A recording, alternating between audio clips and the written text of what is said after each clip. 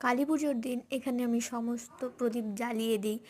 জ্বালিয়ে দেওয়ার পর পুরো বাড়িতে দেওয়া হয় প্রদীপগুলো। এখানে ফানুসটা উড়ে যাচ্ছে ঠিক যেভাবে আমরা ইলেভেনে উড়েছিলাম, if you know you know bro.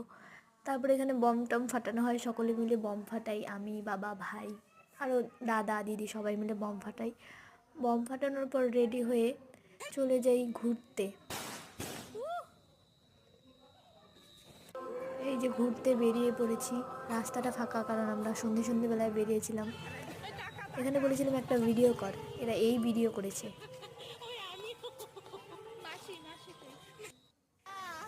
তারপর হেলতে দুলতে আমরা চলে যাই খেতে।